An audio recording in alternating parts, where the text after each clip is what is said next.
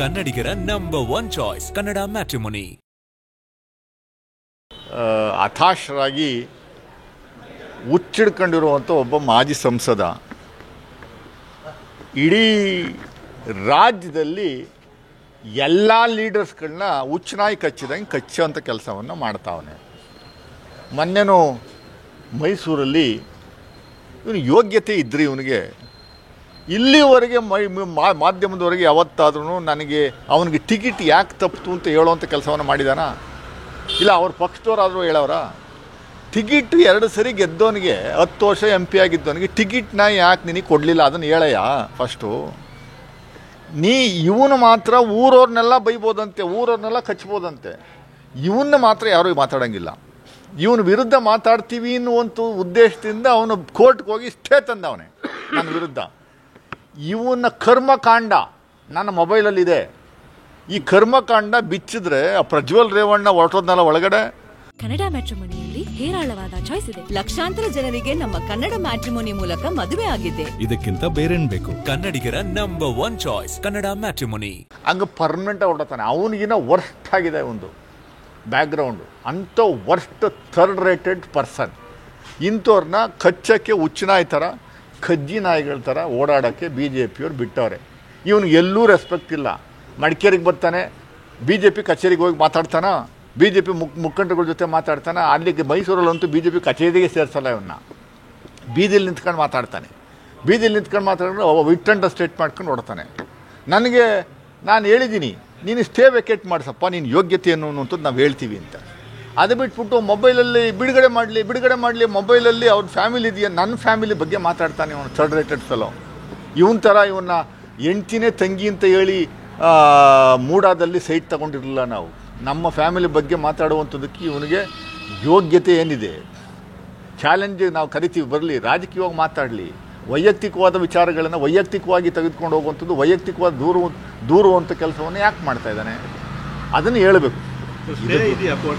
ಕೋರ್ಟಲ್ಲಿ ಕೆಲವು ವಿಚಾರಗಳಿಗೆ ಮಾತಾಡಬಾರ್ದು ಅಂತ ಎಲೆಕ್ಷನ್ ಟೈಮಲ್ಲಿ ತಂದಂಥ ಒಂದು ಸ್ಟೇ ಸರ್. ಅದು 1.5 ವರ್ಷ ಆಯಿತು. 1.5 ಅದೇ ಏನು ಸಾಯೋವರೆಗೂ ಇರುತ್ತಾ? ಅವನು ಮಾತ್ರ ಎಲ್ಲರ ಬಗ್ಗೆನೂ ಮಾತಾಡ್ಬೋದಾ? ಖರ್ಗೆ ಅವ್ರನ್ನೂ ಬೈತಾನೆ, ಮಲ್ಲಿಕಾರ್ಜುನ ಖರ್ಗೆ ಅವ್ರನ್ನ ಬೈತಾನೆ, ಪ್ರಿಯಾಂಕಾ ಖರ್ಗೆ ಅವ್ರನ್ನೂ ಬೈತಾನೆ, ಅನಿಲ್ ಚಿಕ್ಕಮಾದು ಬೈತಾನೆ, ಮುಸ್ಲಿಂ ಸಮುದಾಯದವ್ರನ್ನೂ ಬೈತಾನೆ, DK ಶಿವಕುಮಾರ್ನ ಬೈತಾನೆ, ರಾಹುಲ್ ಗಾಂಧಿನ ಬೈತಾನೆ, ಸಿದ್ದರಾಮಯ್ಯನವ್ರನ್ನ ಬೈತಾನೆ, ಎಲ್ಲ ದಾರಿ ಉದ್ದಕ್ಕೂ ಸಂತೋಷ್ ಲಾಡ್ ಬೈತಾರೆ, ಪ್ರದೀಪ್ ಈಶ್ವರವ್ರನ್ನ ಎಲ್ಲರನ್ನೂ ಬೈಯುವಂಥ ಇವನ್ನ ಮಾತ್ರ ಯಾರು ಬೈಯಂಗಿಲ್ವಂತ, ಇವನ್ನ ಮಾತ್ರ ಯಾರು ಕೇಳಂಗಿಲ್ವಂತ, ಪ್ರಶ್ನೆ ಮಾಡೋಂಗಿಲ್ವಂತ. ಹೆಂಗಿದೆ ನೋಡಿ ಇವನ ಕತೆ.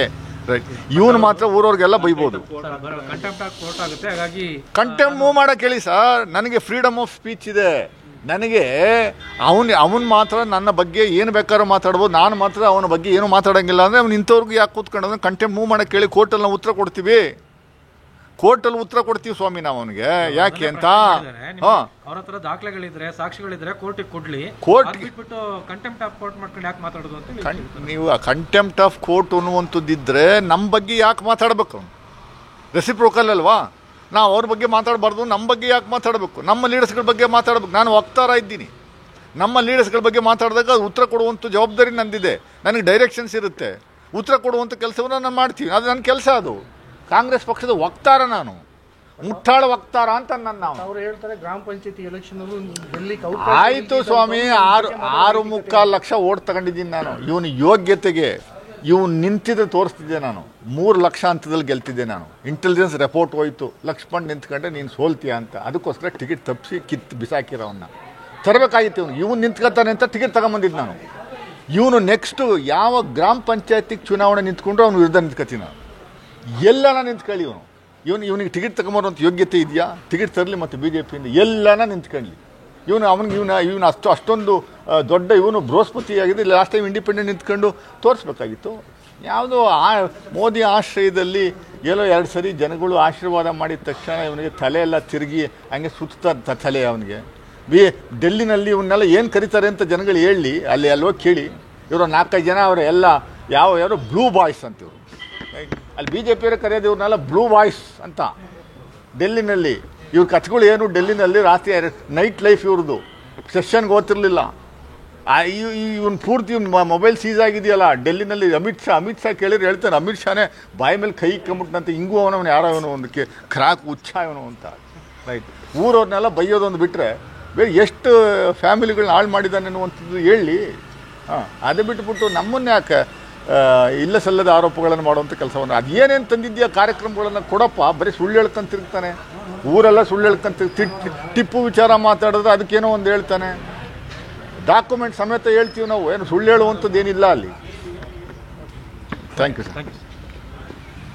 ಕನ್ನಡಿಗರ ನಂಬರ್ 1 ಚಾಯ್ಸ್ ಕನ್ನಡ ಮ್ಯಾಟ್ರಿಮೋನಿ.